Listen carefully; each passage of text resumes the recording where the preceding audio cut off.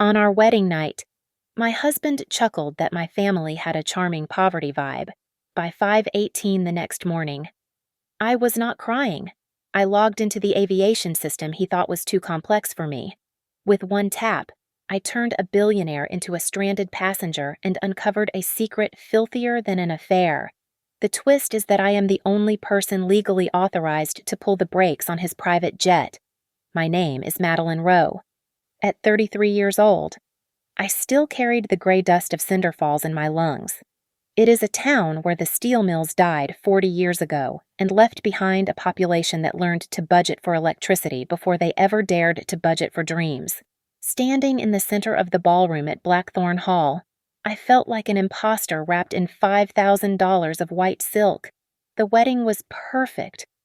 It was a terrifying, suffocating kind of perfection where the air smelled of imported lilies and the vintage champagne flowed for people who had never once stared at a grocery store shelf and done mental math. I scanned the room for my parents. They were not at the head table.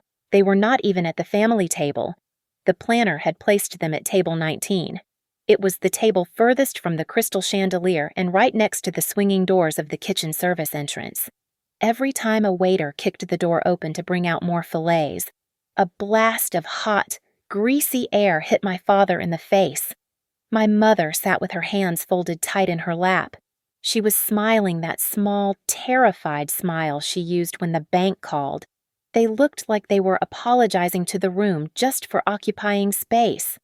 I walked toward the terrace to find my husband. Trent Hallstrom was holding court with 3 of his groomsmen near the cigar bar. The smoke hung heavy in the air. I stopped behind a marble pillar when I heard my name. "She is fine." "Really," Trent said, his voice low and amused. "But the in-laws, God, the house, it gives off total charity vibes." The laughter that followed was not loud, but it stripped the skin right off my back. I stood frozen, clutching my bouquet until the stems snapped. Before I could move, a hand gripped my upper arm. It was Celeste Hallstrom, my mother-in-law. Her fingers felt like cold glass. She spun me around to face the photographer who was lurking nearby. "Chin up, Madeline," she hissed through a frozen camera-ready smile. "You need to look grateful. We are selling a Cinderella story here, and your parents are just necessary props. Don't let them ruin the aesthetic." I pulled away and went to the bar for water. The bartender was an older woman with silver hair and eyes that had seen everything. Her name tag read Naomi Drake. She watched me wipe a tear before it could ruin the foundation Celeste had paid for. "Don't cry, honey," Naomi murmured, sliding a glass across the marble surface. "It ruins the work. Just keep everything with a signature. Tears dry, but ink lasts later." In the limousine, Trent was in high spirits. He handed me his phone to sync with my own. He called it a wedding gift. It was access to AeroVault, the proprietary app that managed the Hallstrom family aviation fleet. "I added you as an administrator," he said, tapping the screen casually. "Easier for you to handle the catering orders for the crew. Just don't break anything. Okay, it is not like ordering an Uber." He laughed as if he had just handed the housekeeper a new vacuum. He believed I would only use it to order flowers or check arrival times. He forgot that before I was a wife. I was a scholarship student in logistics. We arrived at the hotel suite. Trent barely looked at me. He muttered something about needing a shower and disappeared into the bathroom. I sat on the edge of the bed and listened to the water run. It ran for a long time. Too long. On the nightstand, his iPad lit up with a synchronized notification. The screen read simply, "She landed." My heart turned into a block of ice. I picked up my own phone and opened the AeroVault app. I did not look at the catering menu. I looked at the active fleet. There was one plane in the air. It was the G800, the crown jewel of the fleet. It was flying a secret route south. I tapped on the manifest. There was only one passenger listed. It was not a business partner. It was Blair Wren. She was the ex-girlfriend Trent had sworn on his mother's life he had not spoken to in 3 years. At 5:18 in the morning, my phone on the nightstand began to vibrate against the wood. It buzzed like a hive of angry wasps. I rolled over and squinted at the screen. Notifications were cascading down the glass in a relentless stream. Runway usage fees, catering invoices for premium vodka and tequila, a surcharge for an expedited restocking of the cabin. Every single charge was originating from a private airfield in Port Sable. I sat up and tapped on the billing details. The invoices were not addressed to Trent Hallstrom personally. They were billed to a corporate shell entity I had never heard of called Silverpine Air Holdings. My finger hovered over the administrative contact info. The email address listed for the administrator was not his work email. It was the household email account he had created for me the day before. He had registered the account in my name. I dialed the number for the AeroVault Platinum desk. I cleared my throat and pushed down the urge to scream. When I spoke, my voice was low and clipped. "This is the administrator for the Silverpine account," I said. "I am seeing some irregularities in the current flight path. If I flag a transaction as unauthorized, what is the immediate protocol? It triggers an automatic fraud lock." "Ma'am," the operator replied efficiently, "all flight privileges are suspended pending a manual review to prevent further liability. Send me the compliance packet for the current itinerary." I commanded, "I need the engine start time, the passenger ID log, and the fuel receipt. I need to see the signature." The email arrived 30 seconds later. I opened the PDF. There was the fuel slip from Port Sable. At the bottom, in blue ink, was a wet signature. It was Trent's signature. It was sharp, arrogant, and completely undeniable. He was not sleeping off the wedding champagne in the guest room.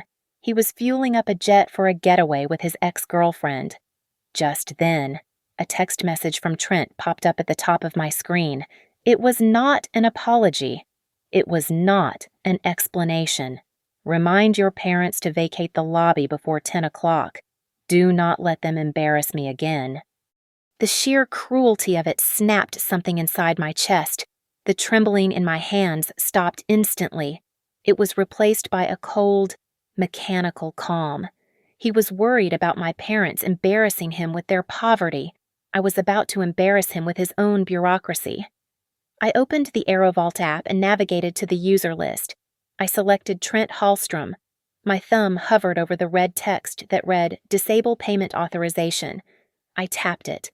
A box appeared asking for confirmation. I hit yes. Payment method suspended. The app flashed. I did not stop there. I went to the active itinerary. I selected the return leg of the journey. I tapped the option to remove user from active itinerary. The screen refreshed instantly. The status of the G800 changed from active to grounded at FBO due to lack of service clearance. 2 minutes later, my phone began to ring. It was Trent. I watched his name flash on the screen and let it go to voicemail. He called again and again. Finally, I listened to the audio. The first message was smooth, his voice dripping with that fake, condescending patience. "Babe, I think there is a glitch with the card. Call the desk and fix it." "Okay." The second voicemail came 3 minutes later. The patience was gone. "Madeline, pick up the damn phone. If you touched something, you are going to regret it. Do you hear me?" I saved the audio files. I uploaded them to a secure cloud drive that was not linked to any of our shared devices. I walked to the window and looked down at the hotel driveway. I saw my parents loading their battered suitcases into their rusted sedan. They looked small from this height, but as my father got into the driver's seat, he lifted his head high. He had dignity. Trent had a jet, but as of this moment, he had no way to pay for the fuel to get it off the ground. I closed the blinds. A single thought crystallized in my mind. Do not scream. Just press the right button. Trent came home looking as if he had never been stranded on a tarmac in a humid coastal town. His hair was smoothed back with expensive product, and his navy blazer was perfectly pressed. There was no sweat on his brow and no wrinkle in his shirt. He did not throw a vase or scream until the neighbors called security. He simply walked to the liquor cabinet, poured poured 2 fingers of scotch and turned to look at me with eyes devoid of any warmth. "You just made a very, very big mistake, Madeline," he said softly. It was the tone of a man who was used to crushing competitors, not arguing with a wife. 5 minutes later, my phone lit up. My supplementary credit card was frozen. Then the joint checking account was locked. He had declared me insolvent to force panic, but I had grown up counting pennies in Cinder Falls, so a frozen account did not scare me. He knew that, so he aimed for the throat. My work email pinged. It was a message from the Human Resources Director at Redwood Compliance Studio. My mother-in-law, Celeste, had called them. She had spun a concerned, tearful story about my sudden psychological break and erratic behavior following the wedding stress. The email was polite but lethal. I was placed on immediate administrative leave pending a fitness for duty evaluation. They cut my access to client files. Trent could starve me of money, but attacking my professional credibility as a compliance officer was an act of war. Before I could even respond, my personal inbox flooded with notifications. Trent had sent a mass email to their entire social circle, the charity boards, and the club members. The subject line was "A private family matter." The text begged for privacy while I navigated a difficult mental health episode. He was painting me as unstable before I even opened my mouth to tell the truth. I did not reply to a single message. I did not post a defense on social media. Instead, I went into the home office and locked the door. I built a life file. I downloaded every single invoice, flight manifest, pilot log, and catering receipt from the AeroVault system. I took screenshots of the metadata. I printed hard copies of everything and clipped them together in a timeline on the floor. I drove to a convenience store and bought a prepaid phone with cash. I sat in my car and transferred all my 2-factor authentication codes to the new number. I called the credit bureaus and froze my social security number. I was not acting like a heartbreak victim. I was maneuvering like a woman who had studied the art of modern warfare. I needed eyes that saw things I missed. So I drove to the industrial district to find Jade Carter. Jade was a forensic data analyst who looked at spreadsheets the way a detective looks at a blood-spattered room. I laid the papers out on her metal table. She did not ask about my marriage. She just put on her glasses and started highlighting rows. "Look at this," Jade muttered, tapping a column. "He codes these flights as client development, but look at the dates. There are no galas, no board meetings, no summits on these days. He is flying empty legs or taking friends, but billing it as business expense to lower the taxable income of the trust." She looked up at me, her face illuminated by the cold blue light of her monitors. "This isn't just a bad husband. Madeline, this is tax fraud. If they want to kill your reputation, we kill them with data. Let the ledger talk." The cease and desist order arrived via courier at my temporary apartment less than an hour later. The letterhead belonged to a firm that charged $1,200 an hour just to answer the phone. The language was aggressive. It accused me of corporate harassment and unauthorized data intrusion. It demanded I surrender all devices and passwords immediately or face federal prosecution. They were trying to scare me into silence. But as I held the heavy bond paper, my phone buzzed with a notification from AeroVault. New booking confirmed. I froze. I had not touched the app. I unlocked my phone and stared at the screen. A flight had been booked in my name. It was a one-way ticket on a charter jet departing in 3 hours for St. Caligo Cay. My stomach dropped. St. Caligo Cay was a non-extradition tax haven. They were not just firing me. They were building a narrative that I was fleeing the country with stolen assets. "Jade," I said, my voice tight. "Trace this." Jade pulled the metadata from the booking confirmation. Her fingers flew across her mechanical keyboard. "The request did not come from your device," Jade said, squinting at the string of numbers on her screen. "The IP address resolves to the VIP lounge Wi-Fi at the Port Sable FBO. Someone physically at the airport used your credentials to book this. They are trying to make it look like you are running." I picked up my burner phone and dialed the AeroVault compliance line again. This time, I did not ask for help. I demanded it. "This is Madeline Rowe," I said, letting the cold rage seep into every syllable. "I am looking at a fraudulent booking made under my ID from a location I am not currently occupying. If you do not release the access logs and the digital signature hash immediately, I will name AeroVault as a co-conspirator in a federal wire fraud investigation. Do you want to be a witness, or do you want to be a defendant?" the compliance officer stammered. But within 2 minutes, a secure file link appeared in my inbox. Before I could open it, a message arrived on an encrypted messaging app I had installed only an hour ago. The sender was unknown. The message read, "You are being set up." The user typed again, "I am Riley Knox. I used to run dispatch for the Hallstrom account. They fired me last week because I refused to backdate a manifest." I stared at the screen. A potential ally. Riley sent a large spreadsheet file. I opened it on Jade's computer.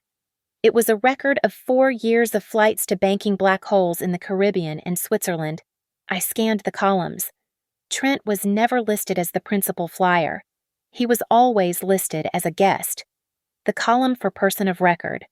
The person legally liable for the flight changed every few months. It was always an assistant, a junior executive, or a distant cousin. And now, the current name in that column was mine. "They cycle through Fall Guys," Jade whispered, reading over my shoulder. "Trent stays clean while someone else signs for the flight that carries the cash." Riley sent one last document. It was the Articles of Incorporation for Silver Pine Air Holdings. I scrolled to the bottom. There was a signature line for the designated compliance trustee. My signature was there. I remembered the moment clearly. 2 days before the wedding, Celeste had handed me a stack of papers she called a standard safety waiver and insurance protocol for family travel. I had signed it without reading the fine print because I wanted her to like me. I felt sick, but then my eyes caught the text specifically outlined in Section 4, Paragraph C. "The designated compliance trustee retains the absolute and unilateral right to suspend all flight operations upon suspected violations of safety or financial protocol." I read it again. I read it a third time to be sure. They had set me up as the scapegoat because they thought I was too stupid to read the bylaws. They wanted to pin the liability on me, but in doing so, they had legally handed me the kill switch. Jade read the paragraph and a slow, terrifying grin spread across her face. "Oh my God," she said, letting out a short, sharp laugh. "They thought they were burying you. Who could have guessed they actually signed the paper that makes you the keeper of the keys?" Jade and I turned her industrial loft into a war room.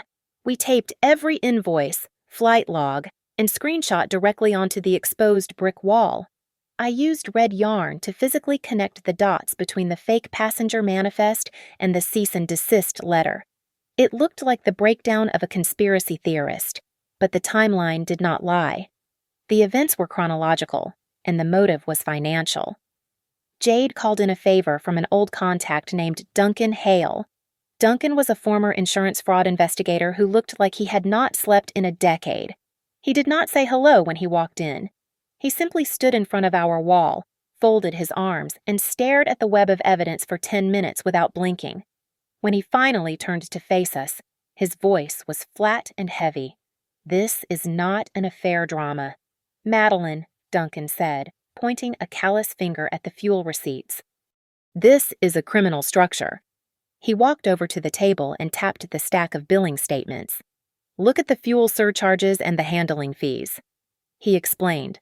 "They are inflated by 200% above market rate.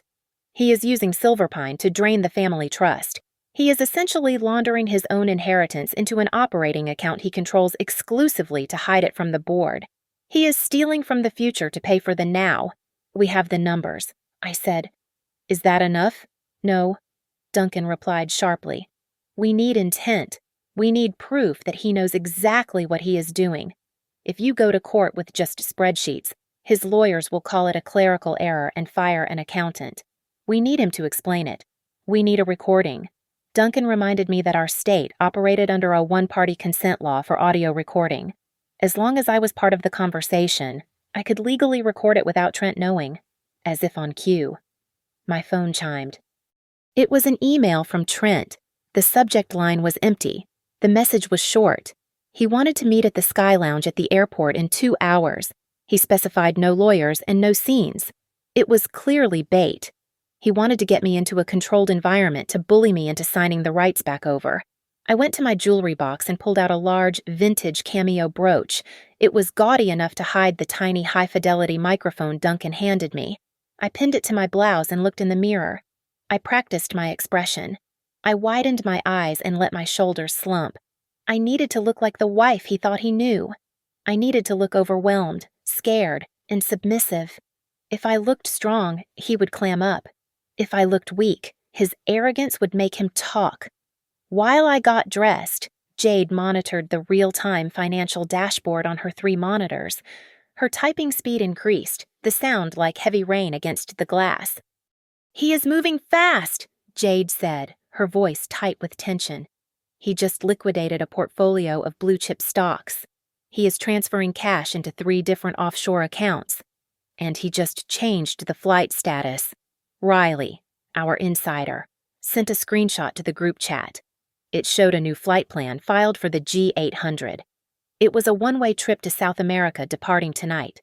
The notes section included a request for indefinite hangar storage upon arrival. He is a flight risk, Duncan stated. If that plane leaves the ground tonight, your leverage disappears with it. I grabbed my purse and checked the recording device one last time. The red light blinked once and then went dark as it entered stealth mode. I looked at Jade and Duncan. They looked worried, but I felt a strange, icy calm settle over me. "He thinks I am coming to beg for a settlement," I said, opening the door to the cold night air. "I am not asking for money. I am asking for a confession." I arrived at the Sky Lounge 15 minutes early and selected a table tucked away in the far corner. It was a strategic choice because it was out of the direct line of sight of the security cameras, but still surrounded by enough business travelers to ensure my physical safety. I ordered a sparkling water with lime. I did not take a sip. I sat with my back straight and my hands folded on the table. This position ensured that the vintage cameo brooch pinned to my collar was unobstructed. The microphone hidden inside it was sensitive, but I was not taking any chances. Trent arrived exactly 3 minutes late. It was a classic power move designed to remind me that his time was currency and mine was merely an expense. He slid into the leather booth opposite me. He looked annoyingly fresh and smelled of expensive sandalwood soap. He did not ask how I was. He simply slid a navy blue folder across the polished table. "Let's cut to the chase. Madeline," he said, his voice dropping to a smooth, reasonable baritone. "Inside is a check for $50,000. It is a peace treaty, if you will. Sign the administrative rights back over to me. Take a nice vacation, and we can forget this entire ugly week ever happened." I looked at the folder but did not touch it. $50,000 was a lot of money in Cinder Falls. But in this world, it was hush money for a mistress, not a settlement for a wife. "I don't want your money." "Trent," I said, keeping my voice trembling just enough to sell the performance. "I just want to know. Why did you lie? Why was she on the plane?" Trent sighed and rubbed his temples as if he were explaining physics to a toddler.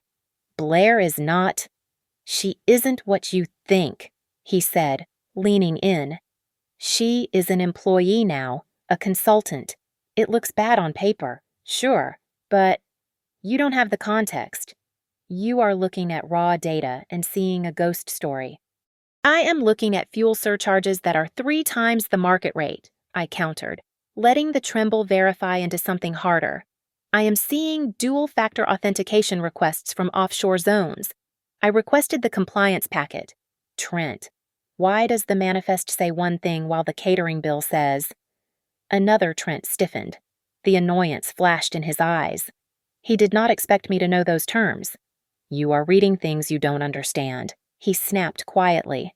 "That is standard." Standard operational accounting.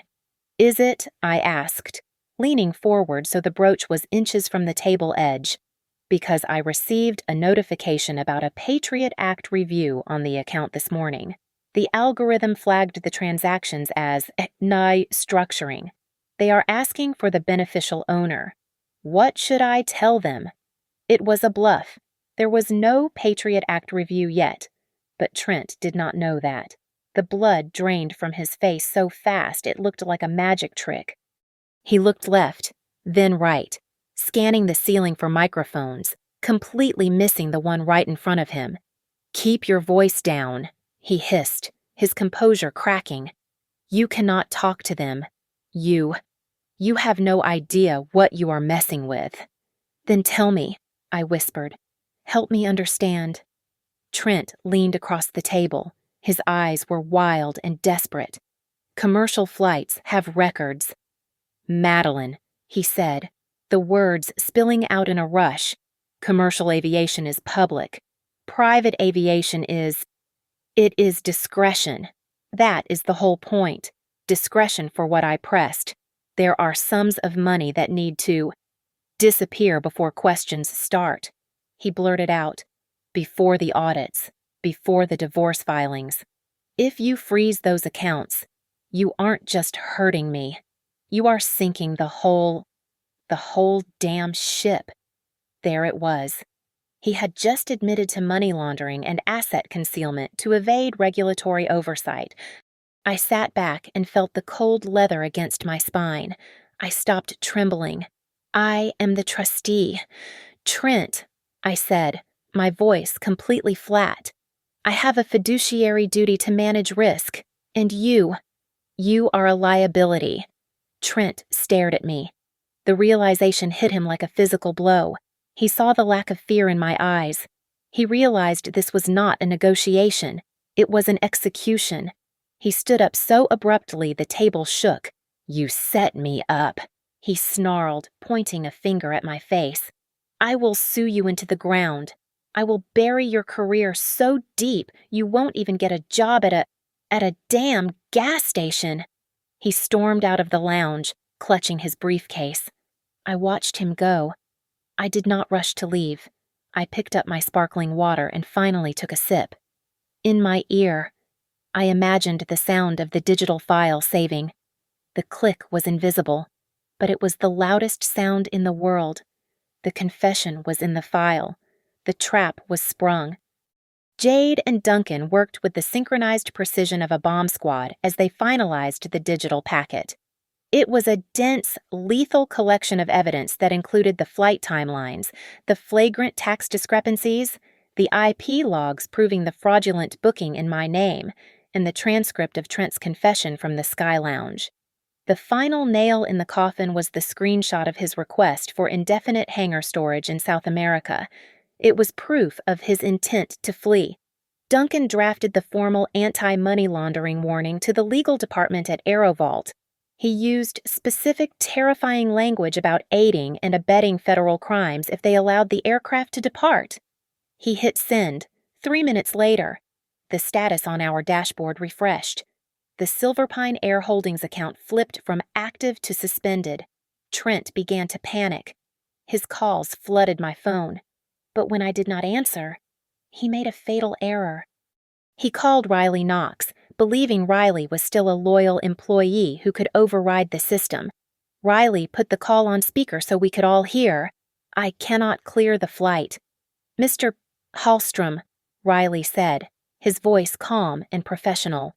"The trustee has not authorized the departure." "I don't care about the trustee," Trent shouted, his voice cracking with desperation. "She is my wife. She signs what I tell her. Just override the damn code." Jade hit the stop button on the recorder. We had him on tape admitting to coercion and disregarding the legal structure of the trust. It was another self-inflicted wound. I looked at the clock. It was 2:00 in the afternoon. The board of directors for the Hallstrom Meridian Group was currently sitting in their quarterly review meeting. It was the only time they were all in one room. I attached our evidence packet to a high-priority email subject line titled Fiduciary Alert regarding executive malfeasance. I hit send. The reaction was a silent, invisible chain reaction. Within 10 minutes, notifications appeared on the dashboard. The corporate credit cards assigned to Trent were declined. His expense accounts were frozen. The board had moved to cut off his financial oxygen immediately to protect the company from liability. Celeste Hallstrom decided to fight back using the only weapon she understood, which was public perception. She posted a long, emotional statement on her social media platforms. She claimed I had stolen family funds and was suffering from a severe psychological breakdown. She pleaded for the public to help find her poor, confused daughter-in-law. The comment section began to fill with sympathy for the billionaire family and suspicion toward the outsider. I did not write a defense. I did not argue. I simply uploaded a single image to the public thread. It was the catering invoice from the wedding for Table 19 where my parents had sat. The line item for their meals was not listed under guest catering. It was coded as charitable outreach for tax deduction purposes. The internet does not forgive hypocrisy. The tide of public opinion turned instantly. They saw the cruelty of writing off my parents as a tax break. Jade then pulled one last document from the deep archives of the packet. It was a construction safety report from 5 years ago.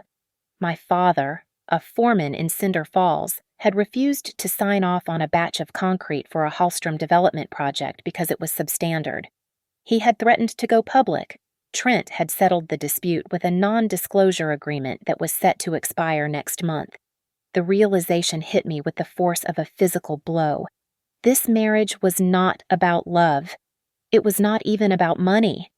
It was a merger of silence. Trent had married me to bind me to the family and legally extend the silence of my father through spousal privilege and emotional blackmail. When he mocked my family for being poor, he was not just being mean. He was celebrating a victory over the man who had almost ruined him. I looked at the war wall. The lines connected. I am not asking for a divorce. I whispered to the empty room. I am ending a hostage situation. My first move was legal, not emotional. I filed an emergency petition for protection against professional retaliation by calling the Human Resources Department at Redwood Compliance Studio and fabricating a story about my mental health. Celeste Hallstrom had inadvertently committed a felony. It was no longer just a mother-in-law meddling in a marriage. It was witness intimidation designed to discredit a whistleblower. While I was signing the digital affidavit, Jade shouted from the other side of the loft. The dashboard had lit up with a new alert. Trent had abandoned the AeroVault system entirely. "He is going off the grid," Jade said, typing furiously. "He just chartered a jet through Phantom Wing Air. It is a shadowy operator that flies out of the secondary hangars. He has a Learjet scheduled for departure at 9 o'clock tonight. Is he flying alone?" I asked. Jade pulled up the hacked manifest. Her face went pale. "No," she said. "The passenger list includes Trent Hallstrom and Madeline Rowe. He booked a seat for you." I felt a cold shiver run down my spine. This was his contingency plan. If he disappeared to a non-extradition country, the paperwork would show that I went with him. I would be painted as the accomplice who helped him loot the trust and run. "Lock my location," I ordered. "I need absolute proof that I am not on that tarmac." Jade immediately secured the GPS logs from my phone, the real-time IP address of the computer we were using, and the time-stamped footage from the security camera in the loft building. She was building a digital alibi that was airtight. Duncan Hale did not waste time with local police. He picked up his phone and dialed a direct number. He was calling the State Financial Crimes Division.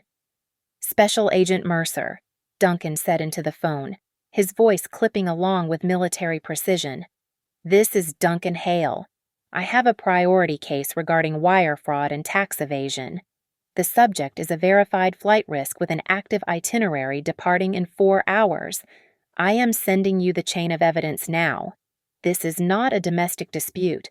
This is a fleeing felon." While Duncan managed the law, Riley Knox came through with the final piece of the puzzle.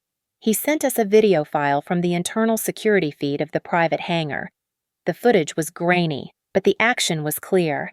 It showed Trent handing a thick, white envelope to the manager of the charter service. The manager slid it into his jacket pocket without counting it. It was a cash bribe to look the other way. "I am going to the airport," I said, grabbing my coat. "Do not go on the runway," Duncan warned. "If you interfere physically, you give them a reason to arrest you.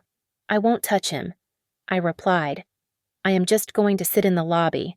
I will be the dutiful wife waiting for her husband. I want the cameras to see me there, on the ground, when that plane does not take off." I arrived at the fixed-base operator terminal 30 minutes later. I sat in a leather armchair near the glass doors, my hands folded in my lap. The air conditioning was humming, and the room smelled of expensive coffee. Suddenly, the automatic doors slid open. It was not Trent. It was Celeste. She marched toward me in a cashmere coat, her heels clicking sharply against the tile floor. She did not look like the poised matriarch from the wedding. She looked frantic. She sat down opposite me and pulled a checkbook from her designer bag. "I know what you are doing." "Madeline," she hissed, uncapping a gold pen. "But this ends now. I am writing you a check for $1 million. You sign a statement retracting everything. You hand over the hard drives, and you disappear." I looked at her and said nothing. She mistook my silence for negotiation. She scribbled frantically. $2 million, she said, tearing the check out and slamming it on the coffee table between us. "Take it!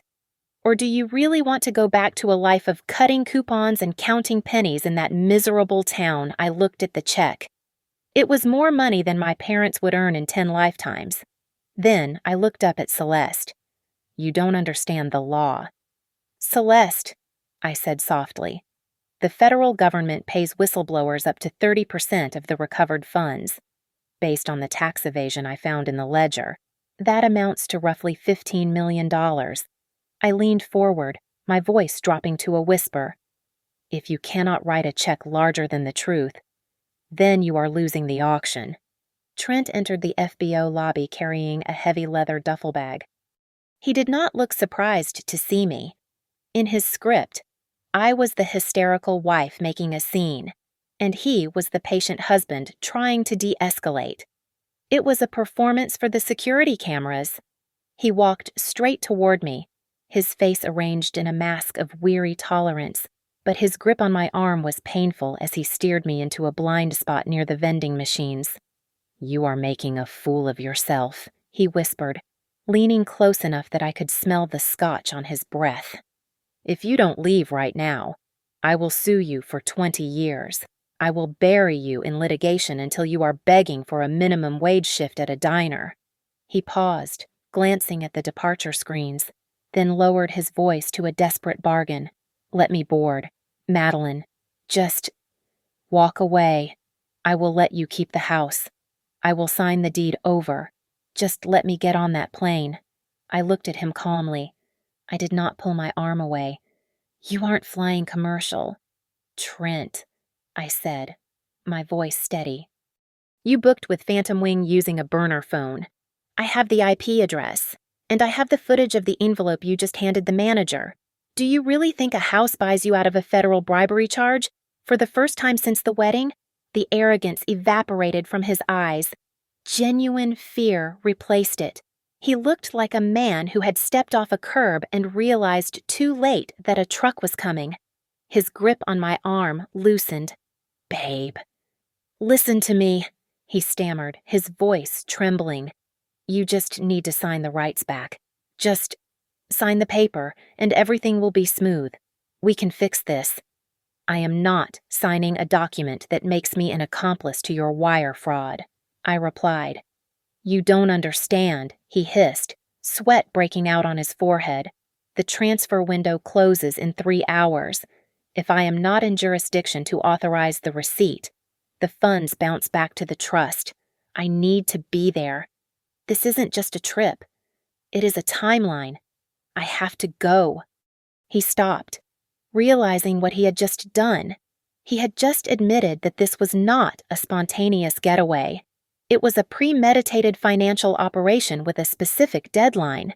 He had confessed to the timeline of a crime. Celeste appeared behind him, her face pale. She reached into her purse for her phone. "I am calling Senator Blaine," she announced, her voice shrill. "He will clear this nonsense up. I wouldn't do that. Mrs. Hallstrom," a cool voice said from the pillar behind us. Special Agent Lena Mercer stepped into the light. She was not wearing a uniform, but her badge was clipped visibly to her belt. Attempting to use political influence to interfere with an active federal investigation is obstruction of justice, Agent Mercer stated flatly. "I suggest you put the phone away unless you want to be charged as a co-conspirator." Celeste froze. Her hand hovered over her bag, shaking. At that moment, Riley Knox walked through the sliding doors. He held 2 sheets of paper in his hand. He walked right up to Trent and held them out. "This is the original manifest listing Blair Wren," Riley said, his voice loud enough for the charter manager to hear. "And this is the edited version you submitted 10 minutes ago, changing her to guest. That is systematic falsification of federal records." Trent looked at Riley, then at me, and then at the charter manager standing by the gate door. He was trapped, but his survival instinct pushed him to make one final, fatal mistake. He thought if he could just get past the gate, he would be safe. He turned his back on us and walked to the counter. He pulled out his driver's license and slammed it down in front of the manager. "Finalize the handling," Trent commanded, his voice cracking. "I am boarding now." The manager typed the confirmation into the terminal. The system beeped. The transaction was recorded. The intent was finalized. The fraud was completed on paper. I watched him tap his foot, waiting for the receipt. I spoke softly, but in the quiet lobby, it sounded like a gavel strike. "You aren't the trapper, Trent," I said. "You are the prey." The automatic glass doors of the terminal slid open with a soft pneumatic hiss. There were no sirens and no screaming SWAT teams. Real justice does not look like an action movie. It looks like 6 agents from the State Financial Crimes Division walking in formation wearing blue windbreakers that sounded like sandpaper when they moved. They carried the heavy, suffocating weight of the law. Special Agent Lena Mercer stepped forward and blocked Trent's path to the tarmac. She did not raise her voice. She simply held up a warrant that was signed by a federal judge. "Trent Hallstrom, you are under arrest for wire fraud, tax evasion, and conspiracy to launder funds across state lines," Mercer said, her tone as dry as old paper. "Please place your duffel bag on the floor and put your hands behind your back." 2 agents moved in with surgical efficiency. One seized the bag containing his burner phone and laptop. The other pulled Trent's arms back. The click of the handcuffs was sharp and final. "My wife." "She is unstable," Trent shouted, twisting his head to look at the few people in the lobby. "She hacked my accounts. She is having a psychotic break. You are arresting the victim here." I walked forward calmly and held up my tablet. On the screen was the forensic timeline Jade had built. It showed the email timestamps, the IP address from the FBO lounge where he had faked the booking, and the hash key of the altered manifest. "Ghosts leave footprints?" "Trent," I said quietly. "And you stomped all over the digital snow." Celeste tried to raise her phone to make a call. Her fingers shaking so hard she dropped her stylus. Agent Mercer turned to her with a look of bored warning. "I would not make that call." "Mrs. Hallstrom," Mercer said, "we have already issued subpoenas for the Silver Pine records and every charitable write-off connected to your personal foundation. Obstruction charges carry a 5-year minimum. Do you want to add that to the pile?" Celeste lowered the phone. Her face crumbled as she realized her shield of influence had shattered. Duncan Hale stepped forward and handed a thick file to the lead agent. It was the construction safety report regarding the substandard concrete. He made sure Trent saw the cover page. "We know about the motive," Duncan said. "The non-disclosure agreement with Madeline's father regarding the cracked foundations was set to expire the week after your wedding. You didn't marry her for love, Trent. You married her to lock her family into a spousal confidentiality bind. She was just a human signature on a gag order." Trent went limp in the agent's grip. The truth was out. He had mocked my poverty, but he had feared my father's integrity. My phone buzzed. It was a notification from the Hallstrom Meridian Group. The board had acted with ruthless speed. The email was a company-wide blast announcing the immediate termination of Trent as CEO and the revocation of all executive privileges. Celeste stared at the screen, watching her social standing evaporate in real time. I turned to the lawyer who had accompanied the agents. I signed the document separating my legal liability from the Hallstrom assets. I waived my right to the house. I waived my right to spousal support. I did not want a single cent of their poisoned money. I only wanted my name back. I took my phone out and opened the AeroVault app for the last time. The interface was still active on the device that was now evidence. I logged in as the trustee. I found the Learjet on the active roster. I tapped the status menu and selected grounded/seized. Then I went to the user list. I found Trent Hallstrom. I pressed delete user. The screen refreshed. He was gone. I walked out of the terminal and into the biting wind of the parking lot. The air smelled of jet fuel and cold asphalt. It did not smell of imported lilies or fear. I took a deep breath. Revenge is not about screaming until your throat bleeds. It is the quiet moment when you close the ledger, balance the scales of justice, and walk away on your own 2 feet. Thank you so much for listening to my story. I would love to know where you are tuning in from, so please drop a comment below and share your thoughts on Trent's downfall. If you enjoyed this story, please subscribe to the Lily Revenge Stories channel, like this video, and hit that hype button to help this story reach even more people.